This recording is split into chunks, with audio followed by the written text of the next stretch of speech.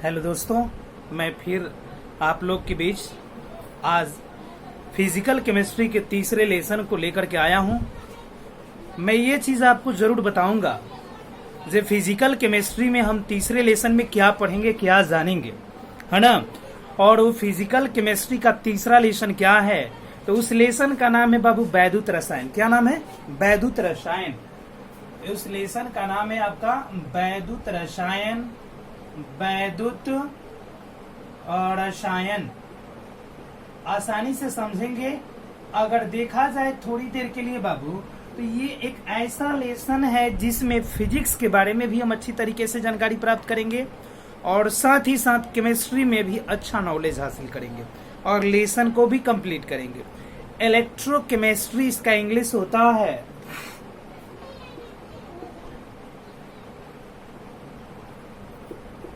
Electro chemistry, है ना। Electrochemistry जिसे हम लोग बोलते हैं क्या? वैद्युत रसायन। इलेक्ट्रोकेमिस्ट्री यानी इस लेसन का नाम है वैद्युत रसायन। ये फिजिकल केमिस्ट्री का तीसरा लेसन है। थोड़ी देर के लिए हम लेसन पर पहले चर्चा करेंगे और क्लियरफाई करेंगे, क्योंकि लेसन के व्याख्या करने से या लेसन के बारे में जानने से हर चीज के अंदर के टॉपिक के बारे में हम डिटेल्स जान पाएंगे जी आखिर क्या पढ़ना है। तो इंग्लिश हुआ इलेक्ट्रोकेमिस्ट्री, ये दो शब्दों से मिलकर के बना है ना। एक है इलेक्ट्रिक, है ना, और दूसरा है केमिकल रिएक्शन। केमिकल रिएक्शन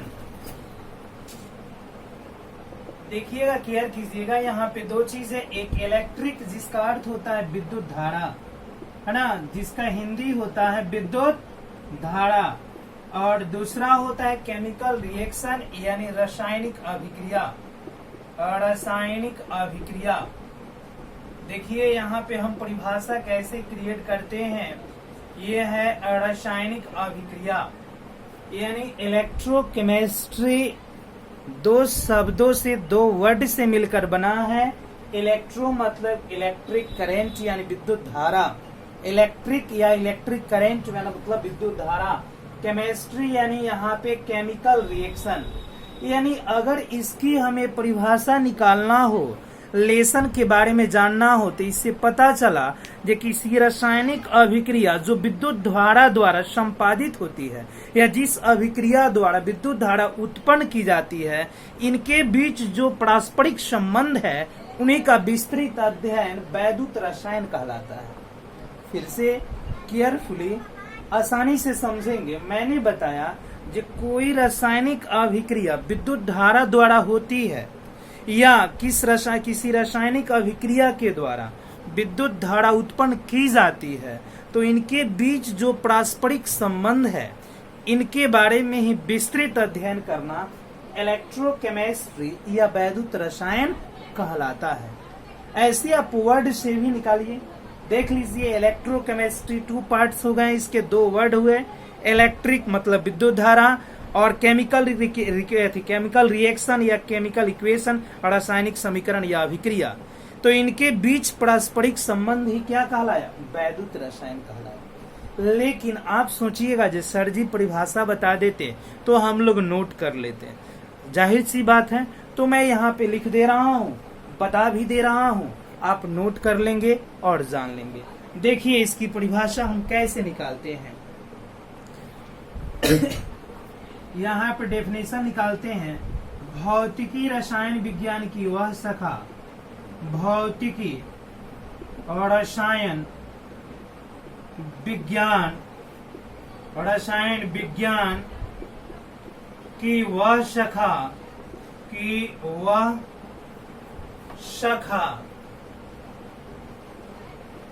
भौतिकी रसायन विज्ञान की वह शाखा जिसमें विद्युत ऊर्जा एवं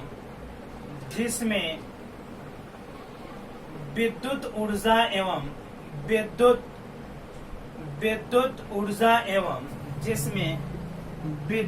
ऊर्जा एवं, है ना, ये हुआ विद्युत ऊर्जा एवं रासायनिक ऊर्जा तथा रासायनिक ऊर्जा तथा रासायनिक ऊर्जा तथा, है ना, यहाँ पे हो गया रासायनिक ऊर्जा तथा उनके पारस्परिक संबंधों का, उनके पारस्परिक संबंधों का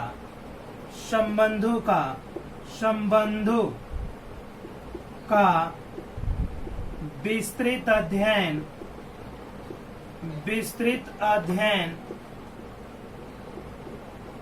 है ना विस्तृत अध्ययन वैद्युत रसायन कहलाता है। वैद्युत रसायन कहलाता है।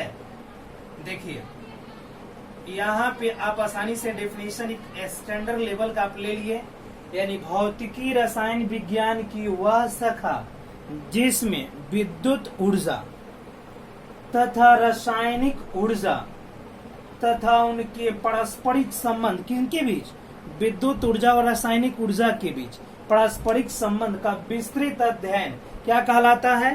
वैद्युत रसायन कहलाता है।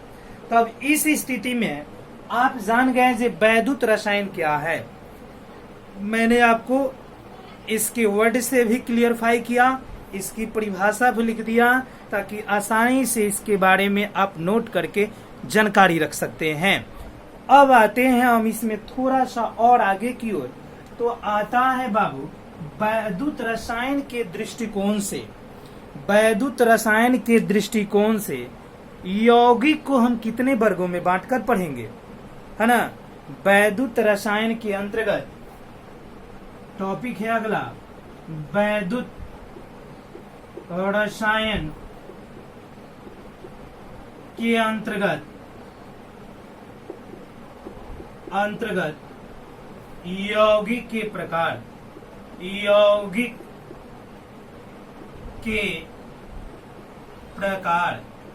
देखिए कितना अच्छा टॉपिक है, वैद्युत रसायन के अंतर्गत यौगिक का प्रकार।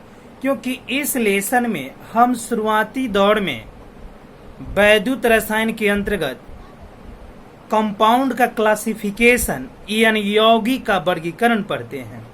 तो बताया जाता है वैद्युत रसायन के अंतर्गत हम यौगिक को दो वर्गों में बांटते हैं।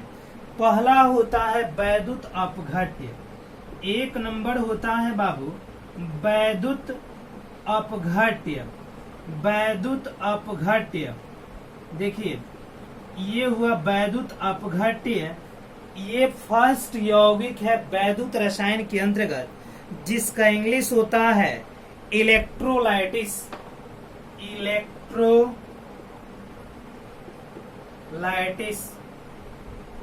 है ना। इलेक्ट्रोलाइटिस का मतलब हुआ यहाँ पे वैद्युत अपघट्य।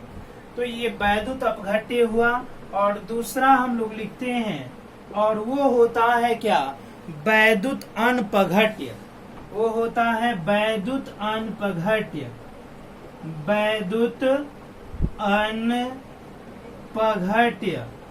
है ना। जिसके आगे अगर हम यहाँ पे लगा सकते हैं नॉन इलेक्ट्रोलाइटिस, है ना। ये हुआ आपका वैद्युत अनपघट्य। यानी वैद्युत रसायन के अंतर्गत यौगिक कितने प्रकार के हुए? तो वैद्युत रसायन के अंतर्गत यौगिक को हमने दो वर्गों में बांट दिया, एक वैद्युत अपघट्य इलेक्ट्रोलाइटिस और दूसरा वैद्युत अनपघट्य।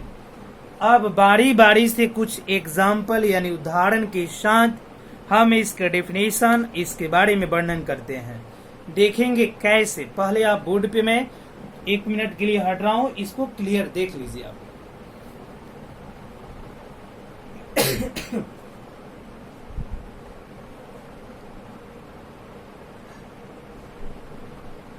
हाँ चलिए आते हैं। तो इसमें सबसे पहला यानी यहाँ पे लिखते हैं 1 नंबर इसमें से डालते हैं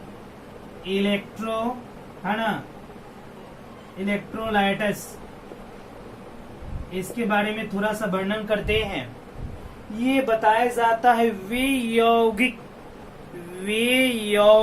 जो द्रवित अवस्था या जलीय विलयन की अवस्था में विद्युत के सुचालक होते हैं, वैद्युत अपघट्य या इलेक्ट्रोलाइटिस कहलाते हैं। वे यौगिक जो द्रवित अवस्था या जलीय विलयन की अवस्था में विद्युत के क्या होंगे, सुचालक होते हैं, विद्युत के सुचालक होते हैं, वे सभी क्या कहलाते हैं, वैद्युत अपघट्य कहलाते हैं। अब देखिए बाबू, वैद्युत अपघट्य कहलाते हैं, यानी यहाँ पे यह कहा जाए जी आसानी से विद्युत का संचालन करते हैं, ऐसे भी कह सकते हैं वे यौगिक जो द्रवित अवस्था या जलीय विलयन की अवस्था में विद्युत का संचालन अच्छी तरीके से करते हैं या विद्युत के सुचालक होते हैं, वैद्युत अपघट्य कहलाते हैं। तो एग्जाम्पल के तौर पे आप लोगे बाबू, तो यहाँ पे होता है NaCl, NaOH, है ना, NH3, HNO3, HNO3। इस तरीके से देखा जाए तो बहुत सारे यौगिक आते हैं जो विद्युत के सुचालक होते हैं। तो इसमें मैं एक छोटा सा मार्केबल पॉइंट बता दूं, तो जितने भी लवणों के, यानी इसमें बताया जाता है लवणों, अम्लों, क्षारों का जलीय विलयन, है ना, इनका जलीय विलयन जो होता है बाबू, यहाँ पे मैं लिख दिया, सभी के सभी इलेक्ट्रोलाइटिस यानी वैद्युत अपघट्य होते हैं। लवणों का हो, अम्लों का हो या क्षारों का जो जलीय विलयन होगा वो इलेक्ट्रोलाइटिस यानी विद्युत का सुचालक होता है।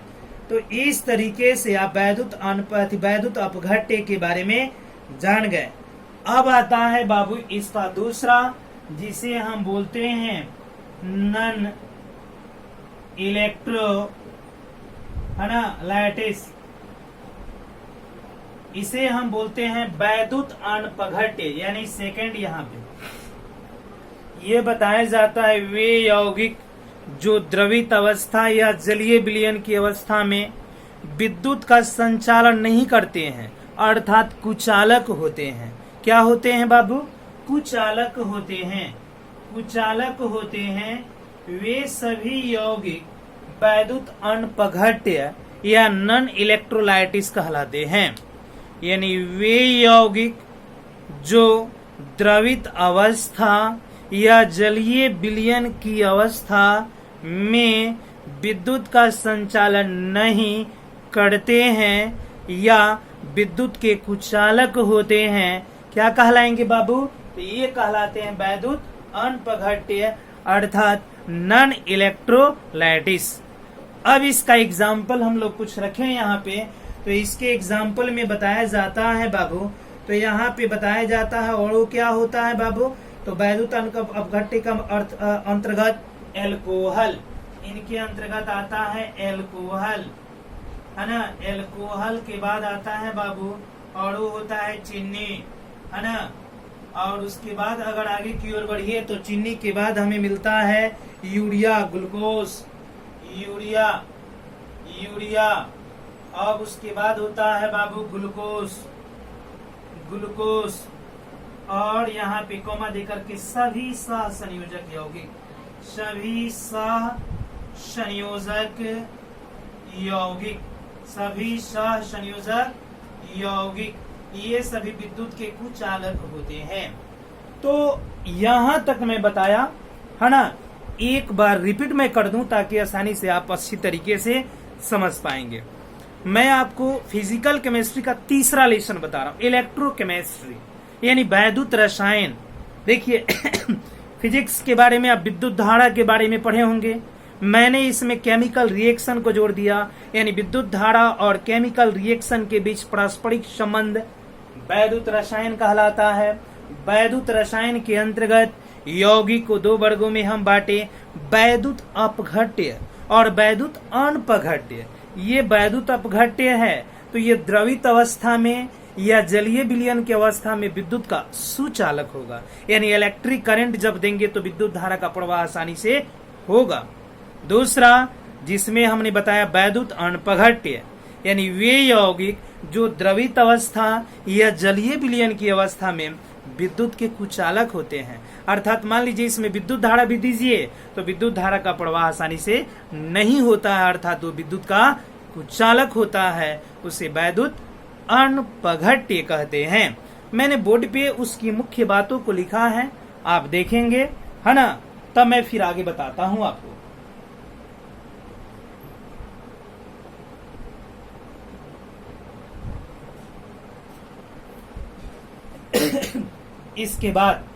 इसके बाद हम लोग आगे की ओर अगले टॉपिक इसके बाद वाली वीडियो में प्रस्तुत करेंगे, बताएंगे, है ना।